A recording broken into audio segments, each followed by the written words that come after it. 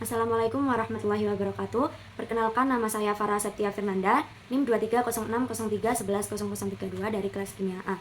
Di sini saya akan mereview jurnal terkait analisis asam amino pada produk susu untuk memenuhi mata kuliah pilihan Kimia Analisis Bahan Pangan dan Industri.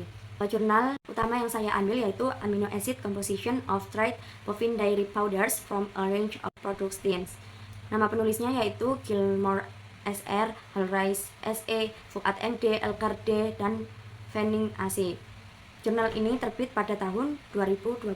Langsung saja pada latar belakang dan urgensi penelitian ini. Nah, susu bubuk sendiri itu merupakan sumber protein yang berkualitas tinggi yang banyak digunakan pada pangan, nutrisi olahraga, dan formula bayi. Nah, setiap jenis susu bubuk itu diproduksi melalui proses manufaktur yang berbeda, sehingga dapat menghasilkan komposisi asam amino yang berbeda juga. Nah, informasi profil asam amino itu penting untuk formulasi produk, evaluasi kualitas protein, dan pemenuhan kebutuhan nutrisi. Data komposisi asam amino berbagai produk susu bubuk itu masih terbatas, sehingga perlu dilakukan karakterisasi yang komprehensif. Adapun tujuan dari penelitian ini yaitu menentukan dan membandingkan asam amino pada berbagai produk susu bubuk sapi yang berasal dari proses manufaktur berbeda. Adapun proses manufaktur itu meliputi WPM, SMP, WPCC, WPCL, WPH, WPI, dan D90. Jenis penelitiannya yaitu analisis komparatif profil asam amino dari berbagai produk susu bubuk. Nah, pada parameter yang dianalisis itu ada 18 asam amino. Ada alanin, arginin, spartat, cysteine, glutamat, glisin, histidin, isoleucin, dan masih banyak lagi seperti pada PPT tersebut. Adapun penelitian pada jurnal ini yaitu ada penentuan kadar protein. Nah, total nitrogen itu ditentukan menggunakan metode Kjeldahl. Kandungan protein itu tadi dihitung menggunakan faktor konversi 6,38. Metode ini mengacu pada ISO 89681 atau IDF 21.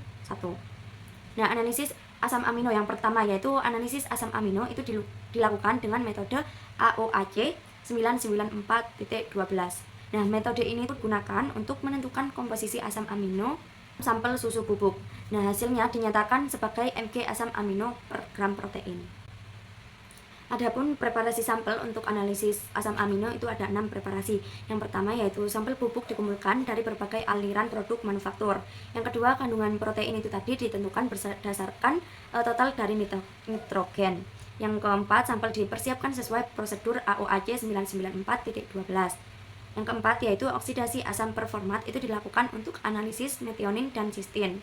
Yang kelima, triptofan dianalisis menggunakan metode yang terpisah. Dan yang terakhir yaitu kadar masing-masing asam amino itu tadi dihitung dan dinyatakan sebagai mg per g protein. Prinsip analisis dan reaksi kimia. Nah, protein dalam susu itu tersusun atas berbagai asam amino. Melalui prosedur AOAC, komposisi setiap asam amino itu ditentukan sehingga diperoleh profil asam amino yang lengkap dari masing-masing produk susu bubuk. Reaksi utamanya yaitu meliputi protein plus H2O plus HCl yang nantinya akan menghasilkan peptida lalu asam amino bebas.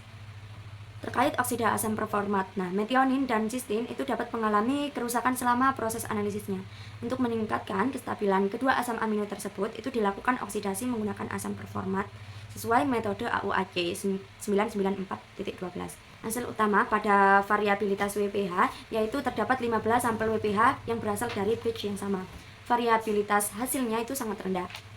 Dan pada gambar tersebut itu menunjukkan bahwa metode analisis itu memiliki preparasi yang baik. Selanjutnya perbandingan WMP dan SMP. Nah, profil asam amino WMP dan SMP ini sangat mirip. Terdapat perbedaan signifikan pada beberapa asam amino. Glutamat pada SMP itu lebih tinggi daripada WMP.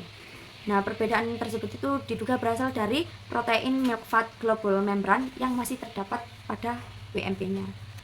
Selanjutnya yaitu perbandingan WPCC dan WPCL. Pada WPCC itu memiliki kadar lebih tinggi daripada WPCL. Perbedaan itu terjadi karena metode pemisahan protein yang berbeda selama produksi. Selanjutnya yaitu perbandingan WPI dan WPC-HF. Hampir seluruh asam amino pada gambar tersebut itu berbeda nyata. Hanya histidin saja yang tidak berbeda signifikan. Nah, perbedaan tersebut itu berasal dari jalur pengolahan W yang berbeda.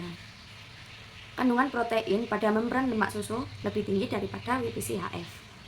Pada perbandingan DPO dan WPCC, D90 itu memiliki kadar amino yang lebih rendah dibandingkan WPCC.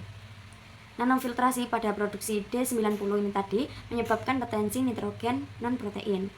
Kandungan nitrogen non-protein ini mempengaruhi nilai protein yang dihitung dan profil asam amino aktifnya.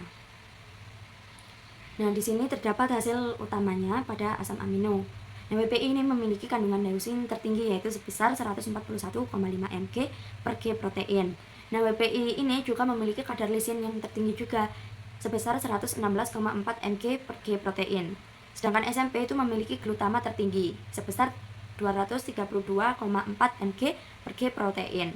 Nah, profil asam amino ini berbeda pada setiap produk susu bubuk. Berdasarkan hasil penjelasan tadi, dapat disimpulkan bahwa profil asam amino produk susu bubuk itu dipengaruhi secara signifikan oleh proses manufaktur. Dan produk yang berasal dari fraksi protein itu berbeda, menghasilkan komposisi asam amino yang berbeda juga. Variabilitas dalam satu jenis produk itu relatif lebih rendah. Informasi profil asam amino itu dapat digunakan untuk pemilihan bahan baku sesuai kebutuhan nutrisi dan formulasi produk. Adapun di sini terdapat daftar pustaka, jurnal utama dan pendukungnya. Nah, ini adalah 2 jurnal pendukung.